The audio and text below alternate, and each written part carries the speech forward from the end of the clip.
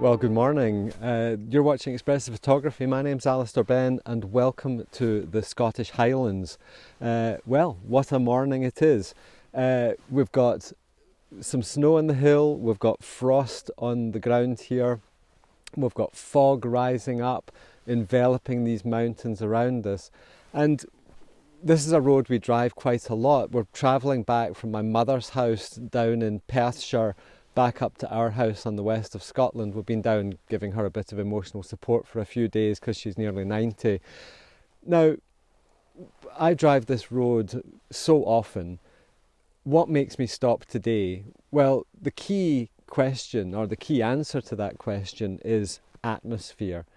We're once again, as we were in a couple of the videos over the last few weeks, enveloped in fog.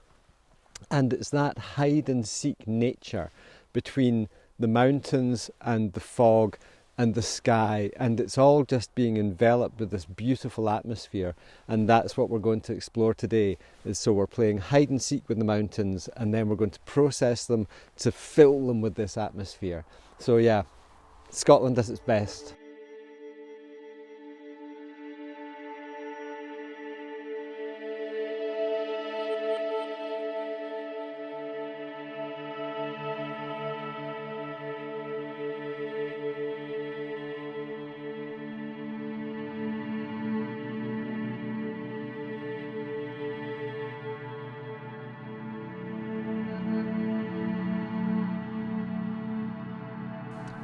So what is it about fog and mist and atmosphere that kind of gets us all photographically excited and stimulated?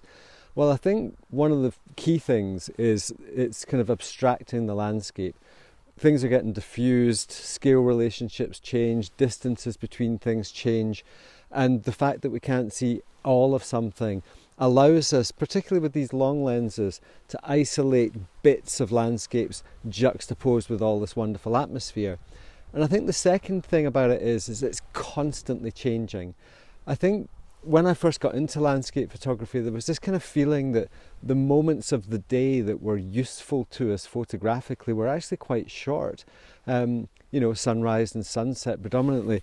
It is currently 11:20 in the morning here on the west, in the Highlands of Scotland in January, and the light's incredible, so this idea that we can only photograph at sunrise and sunset, I think just kills off huge chunks of the day.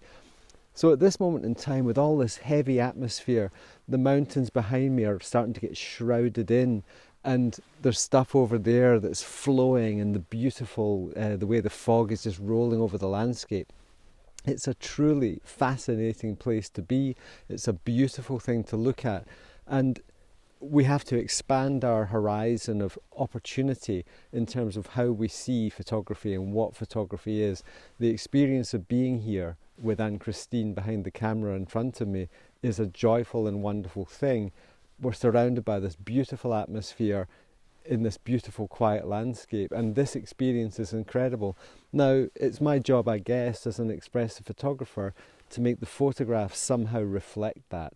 And that's what I'll be diving into the studio now to see what I can do with these raw files, these diaries of engagement as I call them, to see if I can somehow express something of the joy and peace and tranquility of being here in this beautiful Highland environment. So the thing that made me stop the car as we were driving across the moor there was just these beautiful mountains shining in the sunshine there with snow on them, and kind of the moors themselves were quite dark and without snow.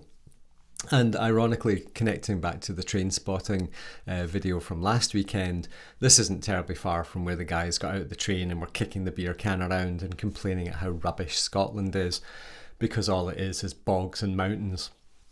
So I think some city folks think of it that way. But for us, this is the very essence of Scotland to me, is the mountains and the drama and that feeling of isolation and space. Now, what I've done with this is I've made quite a gritty and somewhat oppressive black and white conversion of this. And the reason I've done that was to just demonstrate one thing, which is what we see isn't necessarily what we want to express, and how we feel when we're sat in front of the computer has a big impact on the final photographs. if we compare the raw file on the left to the worked file on the right hand side, you know, the one on the left is lovely, and it's a really delicate scene, and it looks particularly lovely. And realistically, in many ways, I prefer it to the black and white photograph. But processing is such a powerful tool for us. It's one of those things that can change tonal relationships. It can create drama. It can create contrast. And one of the key things about photographs like this is to understand the impact of those decisions. It's something I talk an awful lot about. In some ways, the one on the right is a distillation of the thing on the left. It's got the contrast, it's got the structure, it's got the luminosity, but at the same time, it's changing the relationships a little bit. And as soon as you see two images side by side, you make a choice, you make a preference. And I'm sure there's people sat watching this who are thinking, oh, what, you've ruined a beautiful raw file. The one on the left looks way better. And there's others who are going to feel the black and white an awful lot more. And this diversity of human interaction with our work, we've got no control over. Some will prefer the raw, some will prefer the black and white, some will hate both, and that is also fine. I don't have any ownership to the working of this file. I worked it purely to demonstrate how dramatically we can move raw files, especially in black and white. In colour, you don't have that same amount of freedom because the colours tend to get a bit crazy. The blue in the sky there would get really crazy. The warm tones in the mountains there on the moors would get a bit crazy. If I, however, look at the second photograph, this photograph is far closer to what the camera saw. And it's a very ethereal rendition, and the only contrast is up there on that ridge line, which is really what caught my eye in the first place. And it's a very rounded, I want to keep coming back to those core principles that I talk about so often: luminosity, contrast, geometry, colour and atmosphere. All 5 of those things are present in this photograph, and all of them have an influence. If we think about the luminosity, you've got the global luminosity in terms of how bright the image is, which is instantly uplifting. If it was to begin darker, it's going to get more sinister. Let's do that. It's already been, I've increased it by 0.85 of a stop. So I'm going to take a quick history snapshot here. So I've made a quick history snapshot there. And if I just darken this image,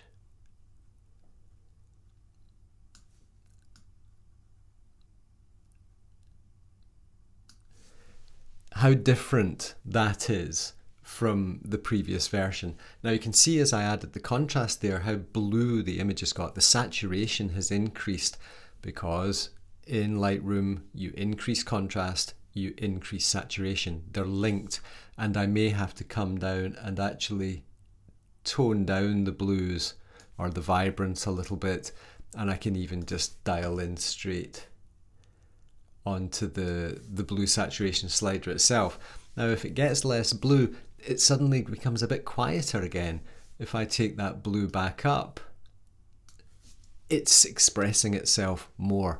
And this is the thing I really want to hammer home, particularly in today's video. All of these little tiny adjustments that we make all have an impact, but it's not just a visual impact, there's an emotional impact. And this is what I want to really hook onto. This image I could work innumerable different ways, because if I suddenly went into black and white and hit my BW mix and suddenly just took all the blue out of that, very quickly we can make a very dynamic and impressive, I mean, they're so different. You know, if I make a snapshot now for black and white and we skip between those two, this is the beautiful airy ethereal version we had, and this is our dramatic black and white. Which one is right? Which one is wrong? Which one is better? Which one is worse? Does it really matter? It's all expressive photography, and it's what we choose to express is what is important. A case in point of there is that mountain behind us, which was why we stopped the car as we were driving across the moors here, is completely enveloped in cloud now, and we've just got this very odd chunk of very black cliff that's showing there now, and the whole place has changed. The mountain is still the same, but the way the fog and the light has changed the subject. It's changed the feel of the subject. And isn't that curious how it's not reality that's changing, it's the atmosphere and the elements and then our perception of that changes, and therefore everything changes. Now this final scene, this was the last thing we really shot before we got back on the road.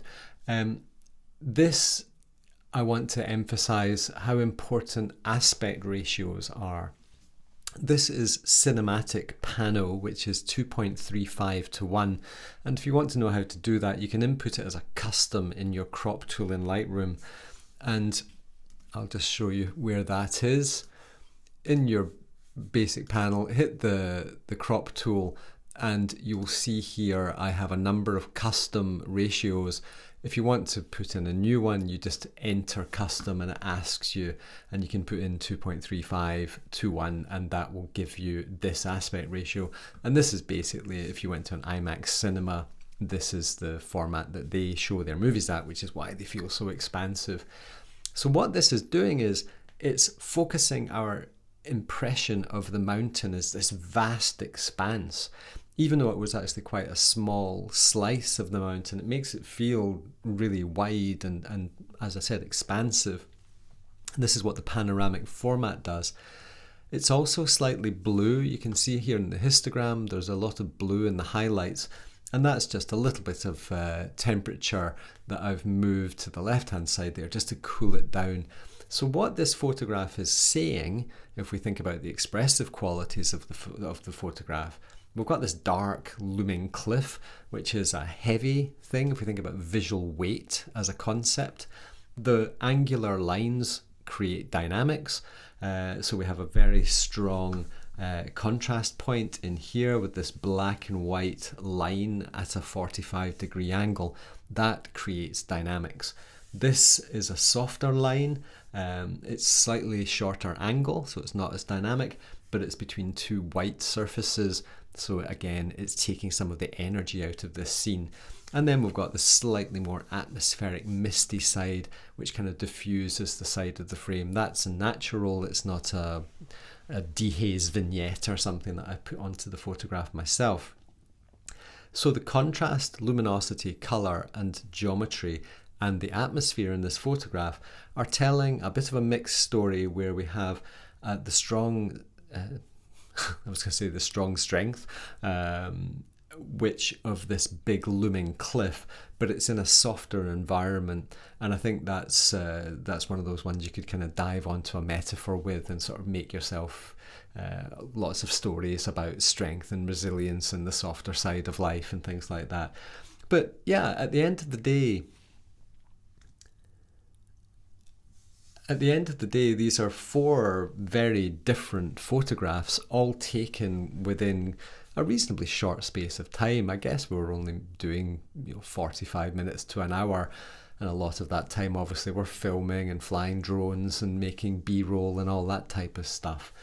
But the thing that's clear to me from photographs like this is the diversity of expressive options we have through processing. Anyone who says that this is a gross manipulation of reality is realistically unaware of what black and white photography is. If you go and shoot black and white film, is that somehow a purer version of creating a black and white photograph than using a color raw file from a digital camera? I'm not interested in the morality and the ethics of expression. I really just want us to be able to understand this diversity of expression that we have. As usual, I hope you enjoy my approach to landscape photography.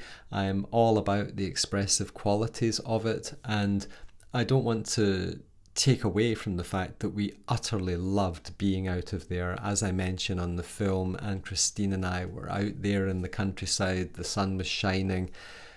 It was a very beautiful place to be. And the photographs that we make, of course, so many of them are, for me, there's a utility to it. I'm showing, I'm demonstrating, I'm educating, I'm trying to share some of the knowledge I've gained over the last 20 plus years.